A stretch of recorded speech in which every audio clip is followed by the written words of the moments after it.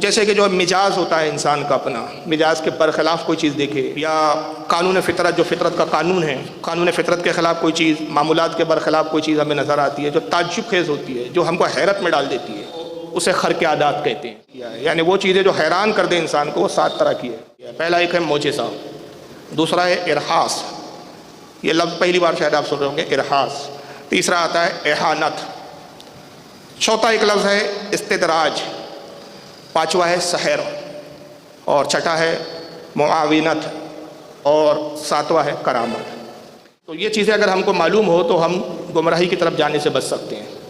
اور یہ جاننا اس لیے ضروری ہے کہ ہم چمتکار کو دیکھ کر ہر کسی کو ولی ڈکلیئر کر دیتے ہیں، تو یہ چیزیں بھی ہوتی ہے، یہ پہلے ہمارے بزرگوں نے لکھ دیا ہے کتابوں میں کہ ایسی چیزیں ہو سکتی ہے جو عقلوں کو حیران کرے۔ ہر عقلوں کو حیران کرنے والی چیز مثبت نہیں ہوتی، پازیٹیو نہیں ہوتی۔ اب لوگ حیران ہو جا رہے دیکھ کے، ارے بابا جی نے کیسے بتا دیا، تیرے 2 بھائی ہے، تو کھانا کھا کے آیا ہے، تو نے یہ کیا ہے، تو نے، ارے کیسے بابا جی کو معلوم؟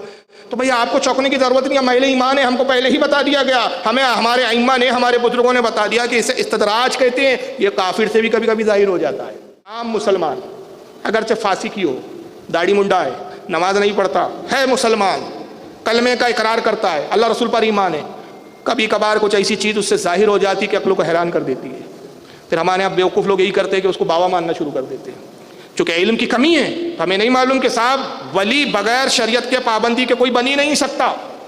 ولایت کے لیے شریعت کی پابندی شرط عظیم ہے، تقوی پرہیزگاری عظیم ہے۔ ہمارے علماء فرماتے ہیں کہ ایسا ہو سکتا ہے کہ کوئی فاسق اور ہوتا ہے، ایک فاسق ہے، نمازی نہیں ہے، شریعت پر عمل نہیں کرتا، لیکن اگر مسلمان ہے، اس سے کچھ ایسی سب چیزیں ظاہر ہو جائے جو عقلوں کو حیران کر دیتی ہے۔ کبھی کبھی اس نے کچھ کہہ دیا، جیسا کہا ویسی ہو گیا۔ یہ وقوع ہو سکتا ہے، یہ ممکنات میں سے، غیر ممکنات میں سے نہیں ہے، لیکن اس سے ولایت ثابت نہیں ہوتی۔ حافظ ابن کثیر کہتے ہیں اپنی البدایہ والنہایہ کے اندر، وہ کہتے ہیں کہ اس پر اجماع اور اتفاق ہے کہ سرکار غوث اعظم رضی اللہ تعالیٰ عنہ کی کرامات حد تواتر تک پہنچی ہوئی ہے، اور جتنی کرامت غوث پاک سے صادر ہوئی کسی ولی سے صادر نہیں ہوئی۔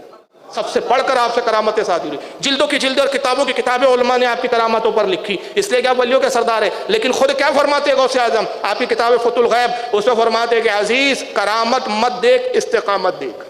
کرامت معیار نہیں ہے، بلکہ کیا معیار ہے؟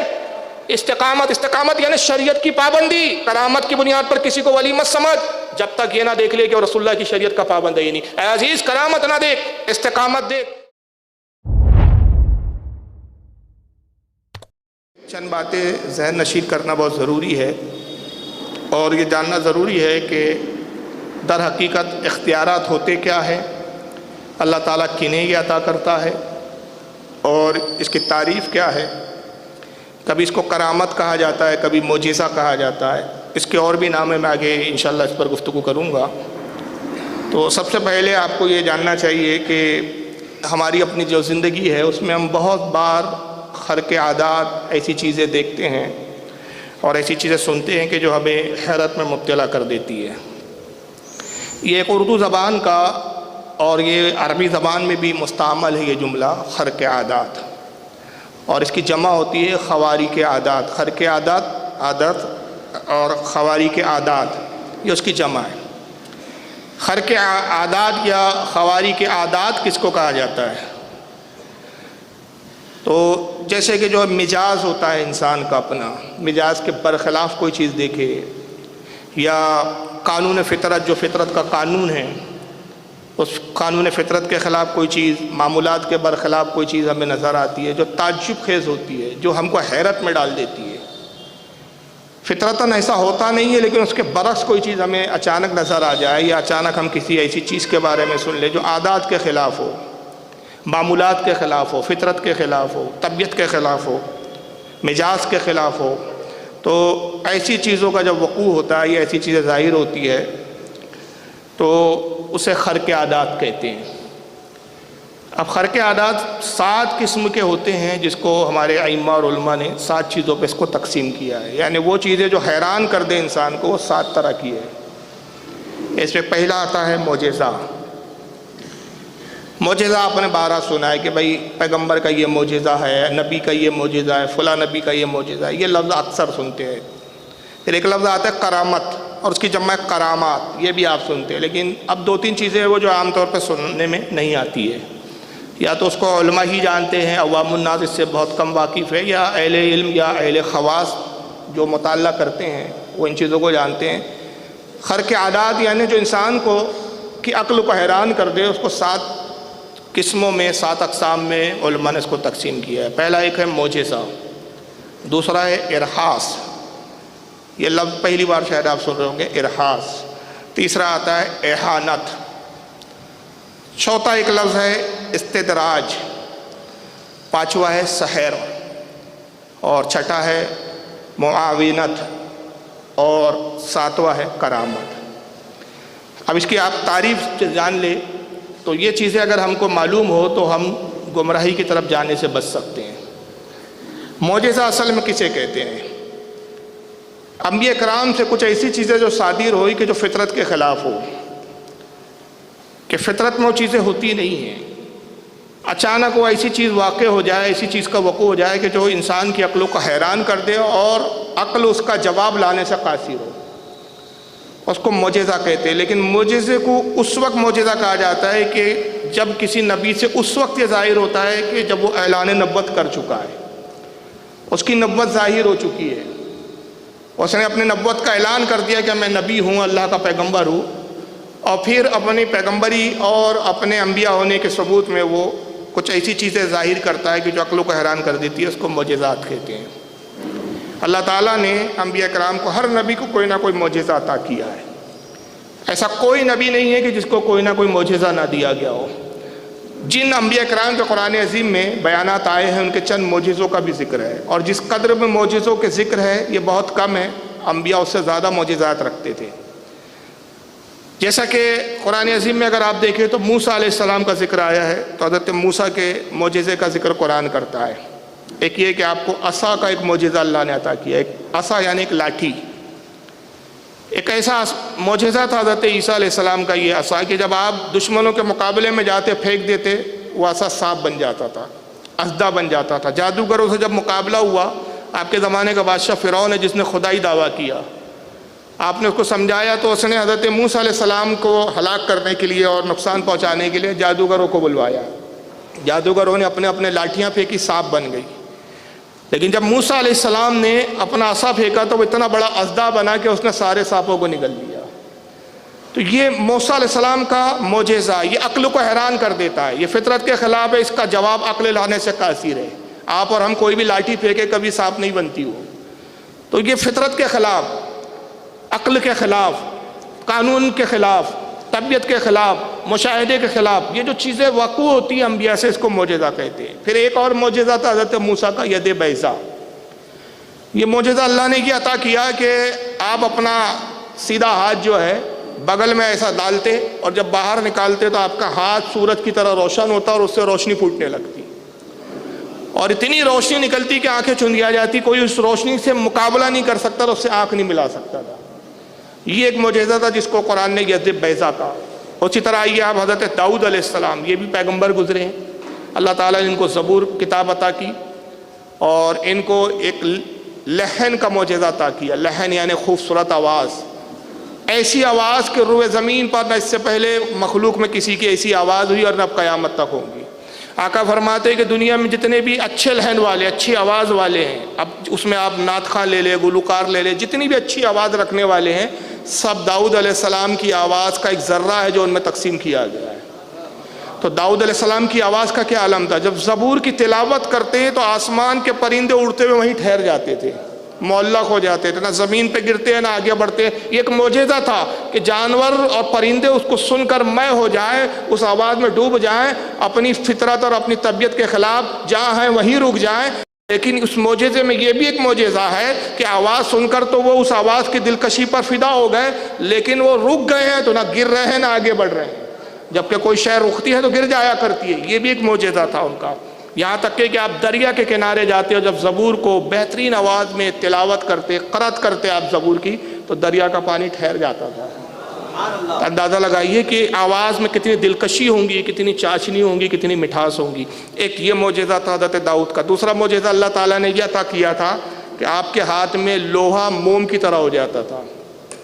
جیسے موم کو انسان اپنے ہاتھ میں لے کے آسانی سے جیسا چاہے ویسا موڑے، جناب داؤد علیہ السلام جو ہے لوہے کو بغیر گرم کیے ہوئے کچے ہی حالت میں، ٹھوس حالت میں اپنے ہاتھ سے جیسا چاہتے اس کو موڑتے، اس کی زنجیریں بنا لیتے تھے آپ، اس کی ڈھالیں بنا لیتے تھے، اس کی زیر بختر بنا لیتے تھے، جیسا چاہتے تھے آپ لوہے کو موڑتے، آپ کے ہاتھ میں لوہا آتی ایسا نرم ہو جاتا گویا کہ لوہا نہ ہو، اب گویا کہ وہ موم ہو گیا ہو۔ یہ ایک حضرت داؤد علیہ السلام کا معجزہ تھا۔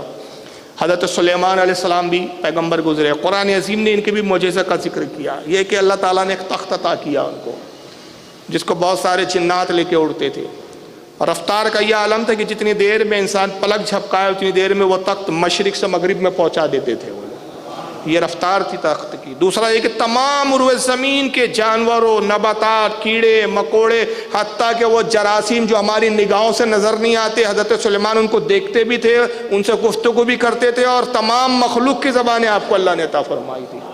کیڑے اور چوٹی اور رینگنے والے جتنے جانور، اڑنے والے پرندے، زمین پر چلنے والے جتنے جاندار ہیں، سب کی زبان آپ کو آتی تھی۔ حضرت سلیمان کا ایک یہ معجزہ تھا۔ تمام جنات آپ کے اقتدار میں دے دی اللہ تعالیٰ نے، کوئی جنات آپ کی طاقت کے سامنے ٹک نہیں پاتا تھا، سب آپ کے سامنے زیر ہو جاتے تھے۔ جتنے شیاطین تھے سب آپ کے سامنے زیر تھے، جس شیطان کو چاہے آپ پکڑتے رہے، قید کر لے، جس جن کو چاہے اس کی گردن مموڑے اور اپنی غلامی کے لیے اس کو آمادہ کر لے۔ یہ حضرت سلیمان کی طاقت تھی۔ تو اللہ تعالیٰ نے حضرت سلیمان علیہ السلام کو جنات پر حکومت، انسانوں پر حکومت، چرند پرند پر حکومت، یہ ساری کائنات پر حکومت عطا کی تھی، ساری زمین پر حکومت عطا کی تھی، اور سب پر آپ کو حاکم بنا دیا تھا۔ یہ سلیمان علیہ السلام کا معجزہ تھا۔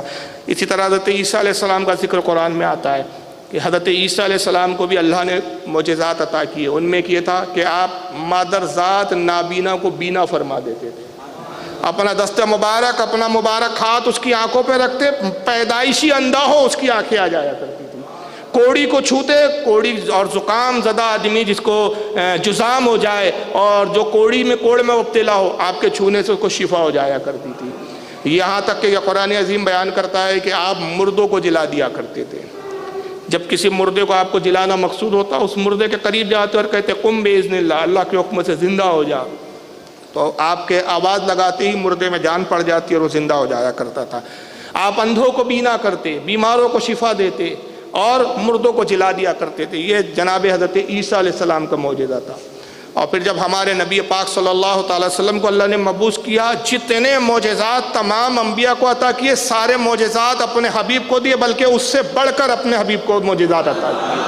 آپ مخلوق کی بھی زبان جانتے تھے، سلیمان کو تو تخت دیا، لیکن اپنے نبی کو وہ براق دیا کہ جو سلیمان کے تخت سے بھی زیادہ تیز رفتار تھی، جو پل بھر میں جس نے ایک آسمان سے ساتوں آسمان کو پار کروا کے حضور کو معراج کروا دی، اس سے زیادہ تیز رفتار سواری براق عطا کی گئی۔ سرکار صلی اللہ علیہ وسلم مردوں کو بھی جلایا کرتے تھے، جیسے کہ حضرت جابر کے بیٹوں کو آپ نے زندہ کیا۔ کنکر اور درخت آپ سے کلام کیا کرتے تھے، آپ اگر کنکریوں کو حکم دیں تو ان کی زبانیں آ جایا کرتی تھی، درختوں کو حکم دے وہ اپنے تنابوں اور اپنی جڑوں کو کھول کر ہٹا کر سرکار کے حکم پر آ جایا کرتے تھے۔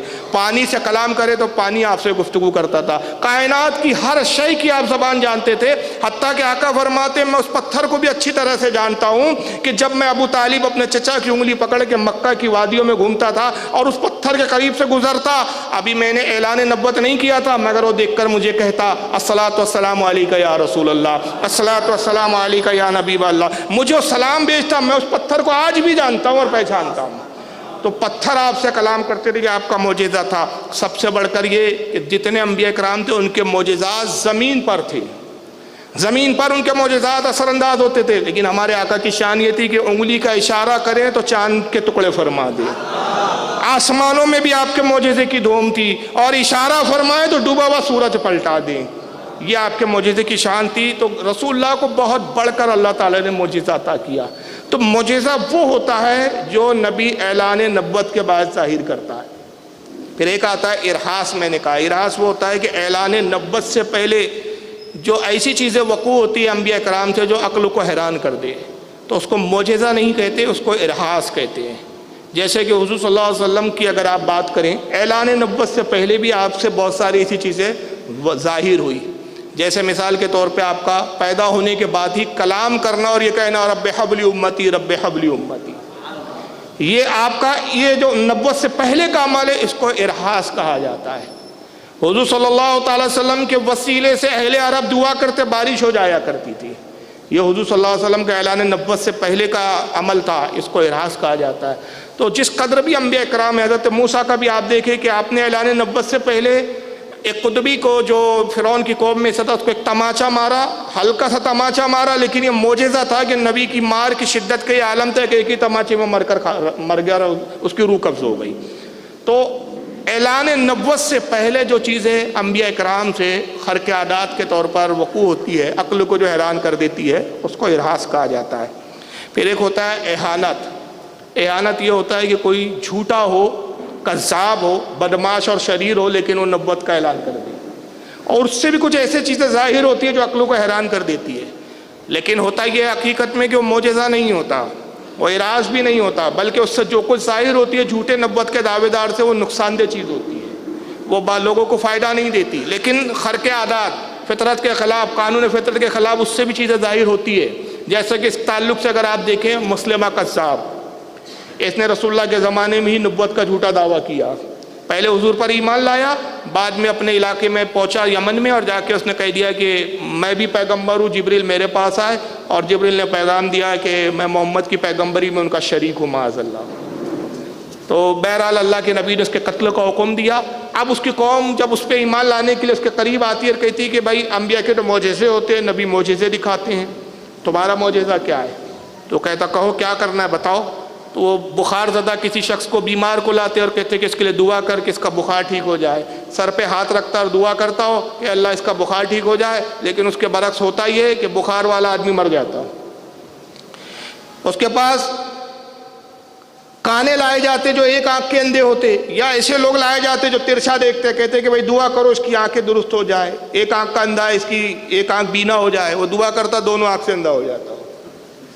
ترچھا دیکھنے والے کے لیے دعا کرتا، وہ ترچھا کیا دیکھ رہا ہے، اس کی دونوں آنکھوں کی روشنی ضائع ہو جاتی۔ یعنی ہوتا تو تھا جو عقل کو حیران کر دے، یہ بھی چیزیں عقل کو حیران کر رہی ہے، مگر فائدہ بخش نہیں ہے، نقصان دہ ہے، یہ مخلوق کو فائدہ نہیں دے رہی ہے بلکہ نقصان پہنچا رہی ہے۔ تو ایسی چیزیں جو جھوٹے نبوت کے دعوے دار یا کسی جھوٹے شخص، اور جو کافر ہو یا جھوٹا نبوت کا دعویٰ کرے، اس سے بھی اگر کوئی ایسی حیران کن چیز ظاہر ہو جائے تو اس کو اصطلاح میں کیا کہا جاتا ہے؟ احانت۔ اور یہ جاننا اس لیے ضروری ہے کہ ہم چمتکار کو دیکھ کر ہر کسی کو ولی ڈکلیئر کر دیتے ہیں، تو یہ چیزیں بھی ہوتی ہے، یہ پہلے ہمارے بزرگوں نے لکھ دیا ہے کتابوں میں کہ ایسی چیزیں ہو سکتی ہے جو عقلوں کو حیران کرے۔ ہر عقلوں کو حیران کرنے والی چیز مثبت نہیں ہوتی، پازیٹیو نہیں ہوتی کہ جس پر ہم ایمان لائیں اور جس پر ہم فدا ہو جائیں۔ پھر ایک ہوتا ہے استدراج۔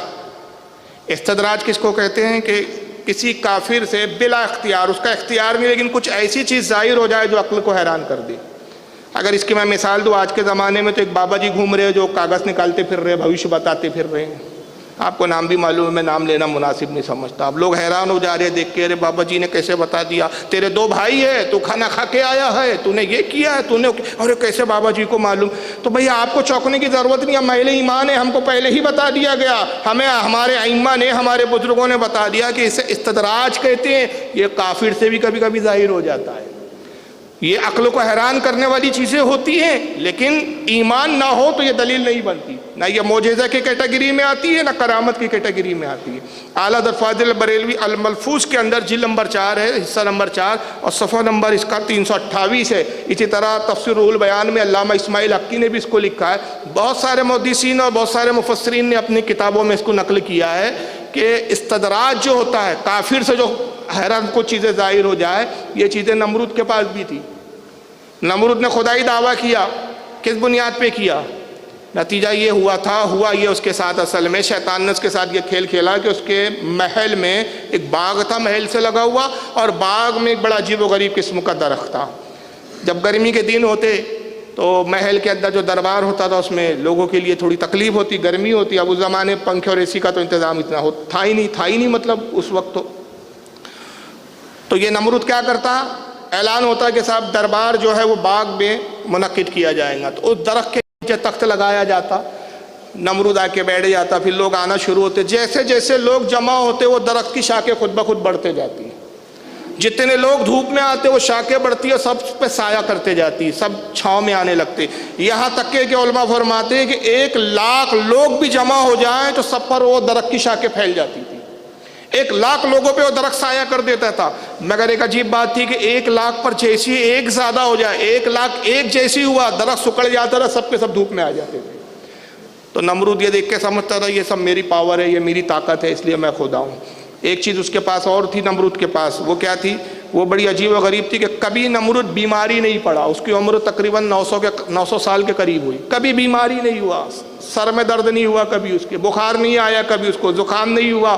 تو شیطان نے اس کو دل میں وسوسہ ڈالا کہ بیمار تو لوگ پڑتے ہیں، کسی کو بخار آتا ہے، کسی کو زکام آتا ہے، یہ تو معمولی بیماریاں ہیں، تو ان معمولی بیماریوں میں بھی مبتلا نہیں ہوتا، تو خدا ہے۔ تو یہی سب چیزوں نے اس پہ خبط سوار کیا اور اس نے خدائی کا دعویٰ کر دیا کہ میں خدا ہوں، کہ میں بیمار نہیں پڑتا، سر درد نہیں ہوتا۔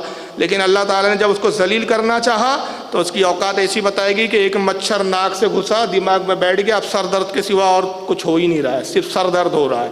اب سر درد کے لیے علاج ہو رہا ہے، کوئی فائدہ نہیں ہو رہا ہے۔ نتیجہ کیا ہوا؟ حکیموں نے یہ اس کے لیے تجویز کیا علاج کہ سر پہ جوتے مارے جائیں۔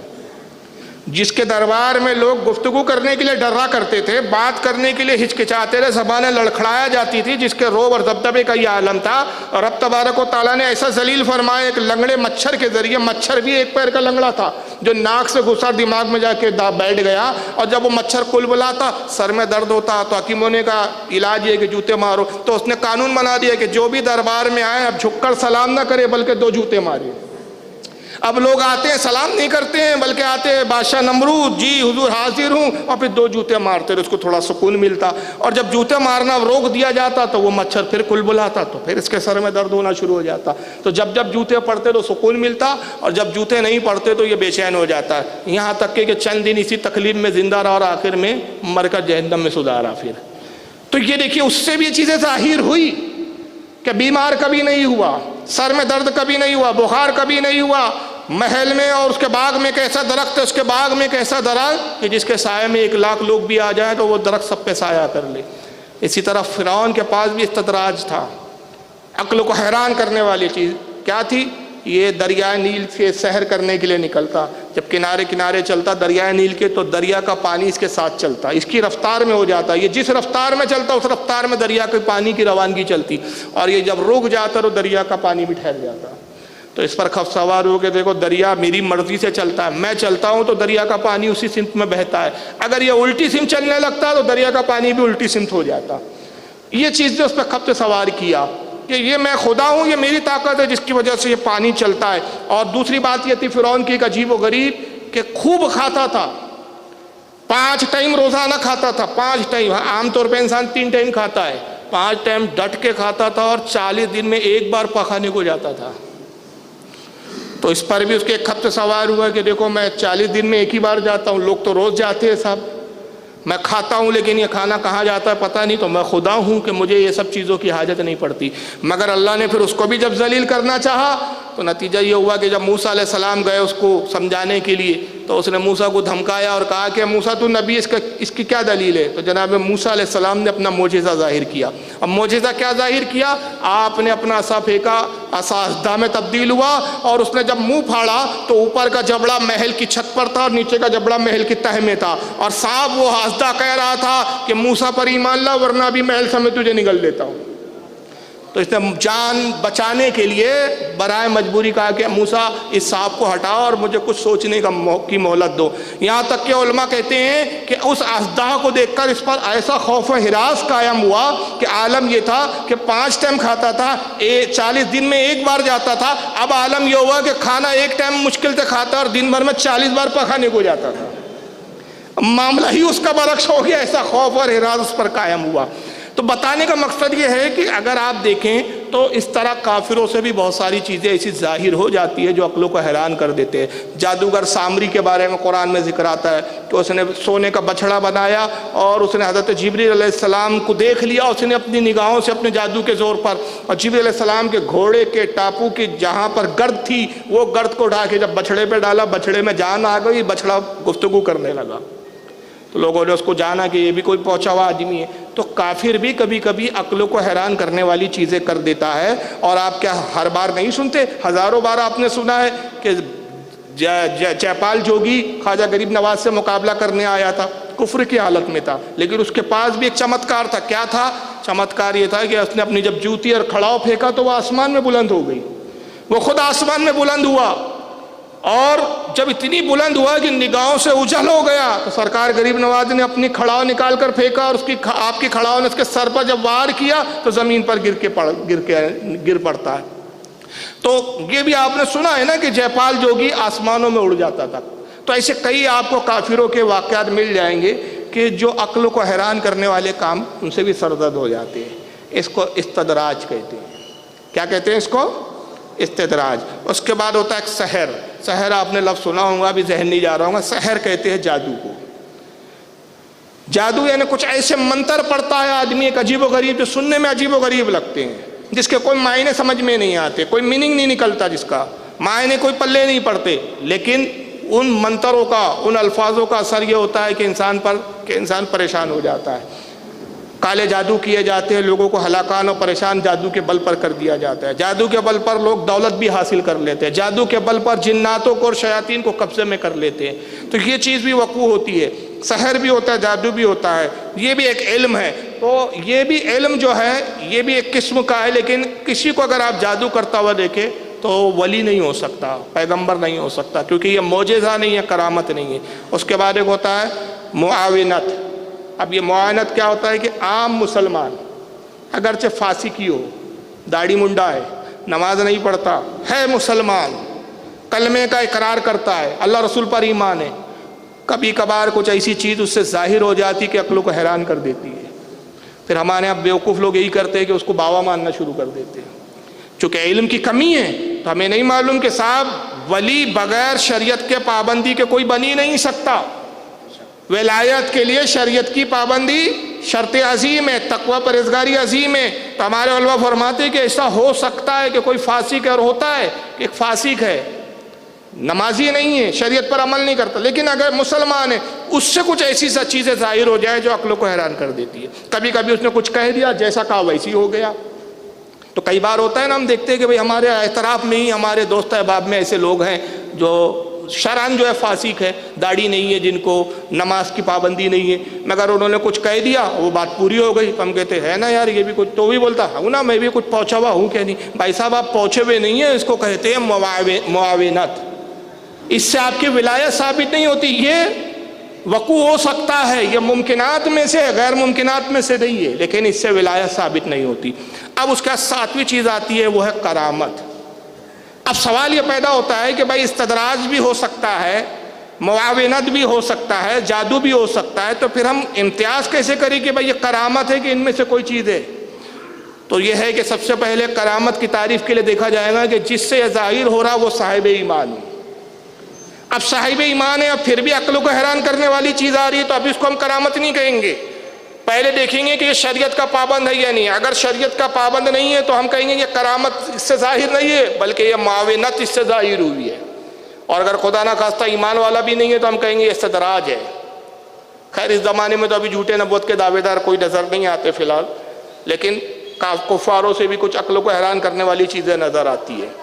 تو دیکھیں گے کہ اگر وہ کافر ہے تو ہم کہیں گے استدراج ہے، کافر نہیں ہے، مسلمان ہے لیکن پرہیزگار نہیں ہے، تو ہم کہیں گے کہ یہ کرامت نہیں ہے، کیونکہ یہ پرہیزگار نہیں ہے بلکہ یہ معاونت ہے۔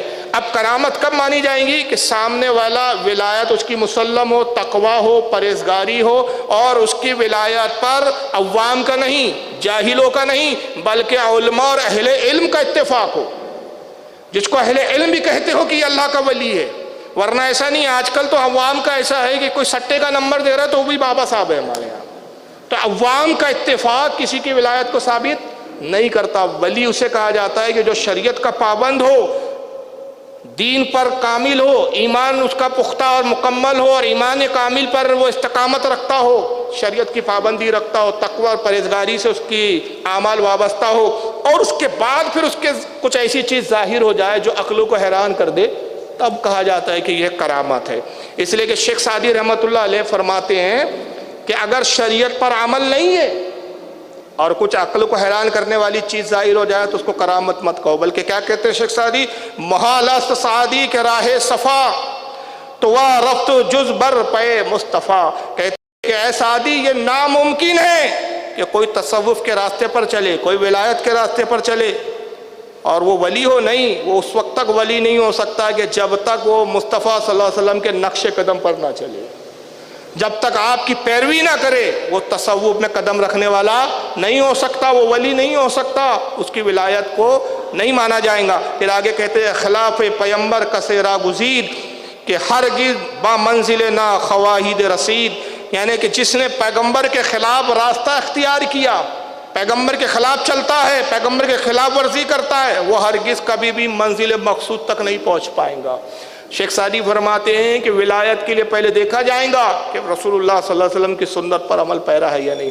یہی وجہ ہے کہ بزرگان دین فرماتے ہیں کہ کسی کو ہوا میں اڑتا ہوا دیکھو، پانی پر چلتا ہوا دیکھو، اس کو ولی نہ سمجھو جب تک یہ نہ دیکھ لو کہ مصطفیٰ صلی اللہ علیہ وسلم کی شریعت پر پابند ہے یا نہیں۔ شریعت کسوٹی ہے، شریعت پراکھ ہے۔ حضرت مخدوم اشرف جہانگیر سمنانی رحمۃ اللہ تعالیٰ علیہ، ان کی کتاب لطائف اشرفی ملفوظات ہے، اس میں کہتے ہیں کہ عزیز جان لے کہ شریعت کی بنیادوں پر ولی کو پرکھا جاتا ہے، ولی پر شریعت کو نہیں پرکھا جاتا۔ کیا مطلب؟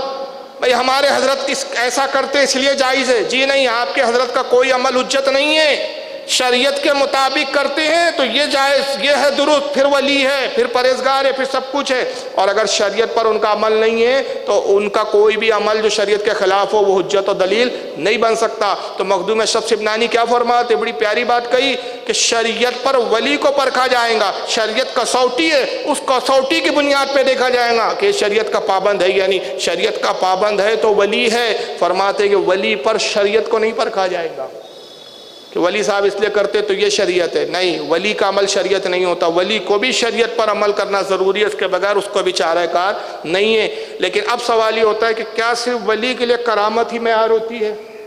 جی نہیں، یہ نہیں ہو سکتا۔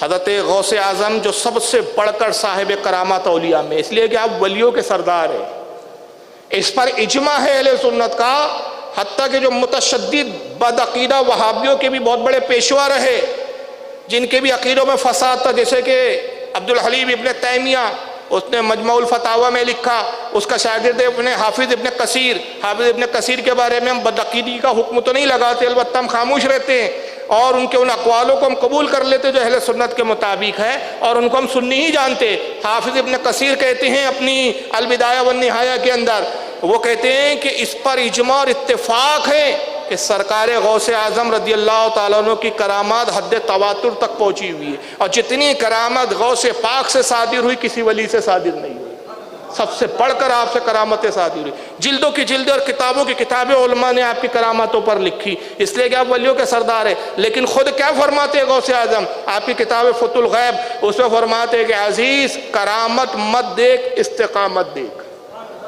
کرامت معیار نہیں ہے، بلکہ کیا معیار ہے؟